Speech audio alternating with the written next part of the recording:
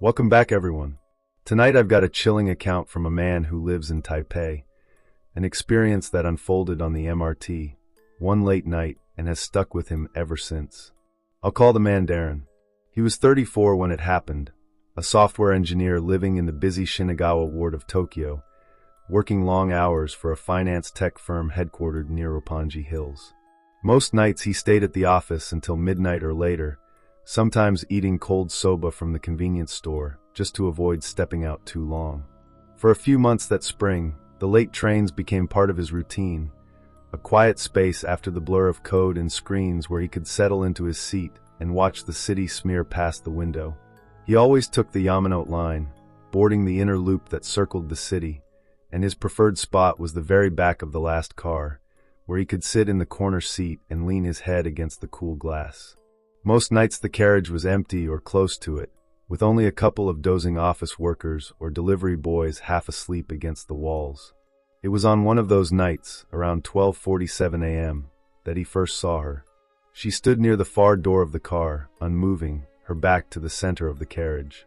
She wore a gray hoodie with the hood up and a navy blue skirt that brushed just above her knees, which struck him as odd, given how cold it was that evening.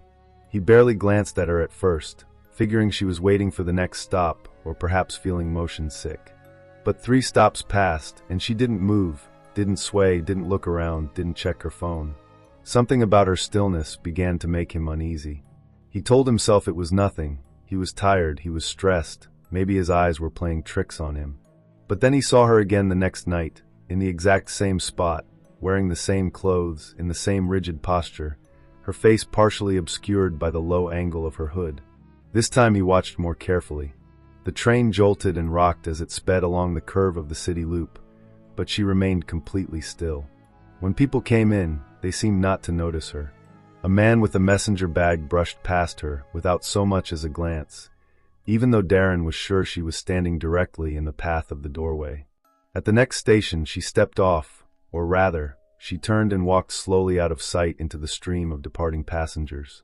Darren tried to follow her with his eyes, but she vanished into the crowd, as if swallowed by the station itself. The next night, things escalated.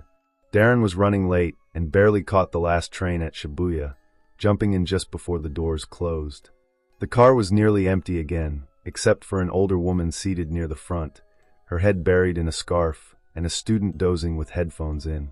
Darren slid into his usual seat, pulled his coat tighter, and rested his head against the glass. At some point, maybe 3 stations in, he opened his eyes, disoriented by a sudden chill that had settled over his body. The train hummed along the tracks, lights flickering slightly as it passed through an underground section.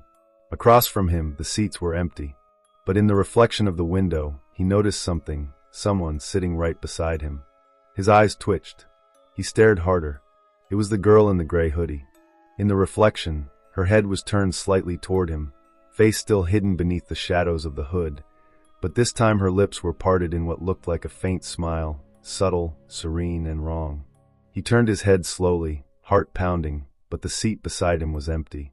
The air was colder now, and his skin prickled along his left arm, like something had brushed against it. He looked back at the window and saw, with growing terror, that the reflection had changed.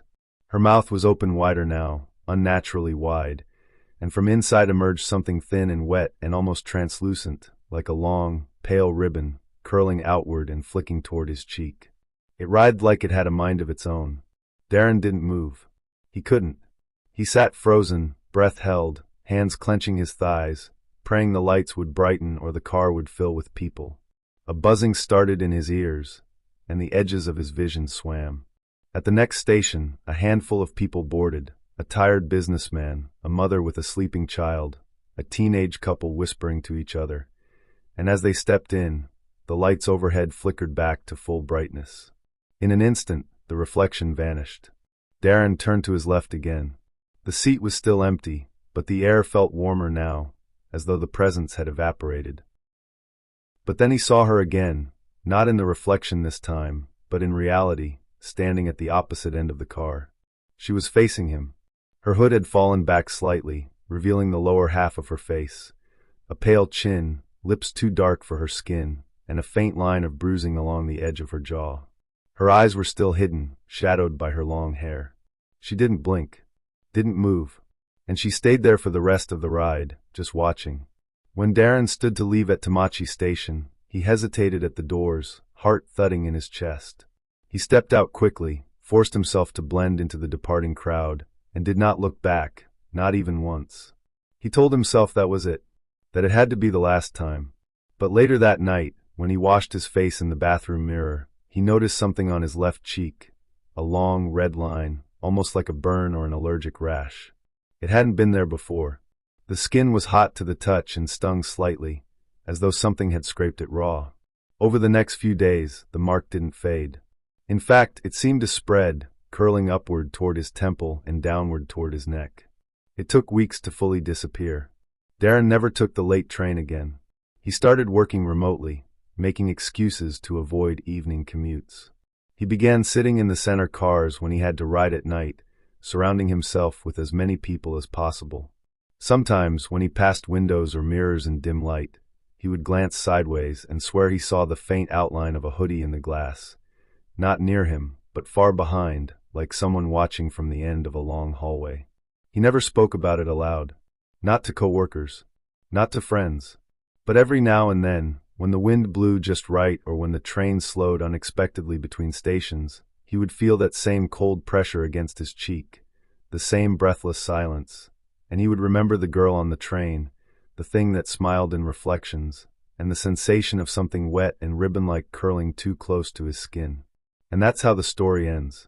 One practical piece of folk advice you'll hear a lot. If you do see something, don't react. Don't stare, don't call out, don't engage. In many traditions, drawing attention to a spirit can invite it to linger or attach itself to you. People who grow up with this sensitivity are often taught to act natural, to look away, and to go about their business. Whether you take Darren's story as a true account, a product of late nights and stress, or something in between, it's a reminder of how small, ordinary moments, a last train, a single reflection in a window, can become haunting and unforgettable. What do you think? Was Darren tired, or did something follow him home that night?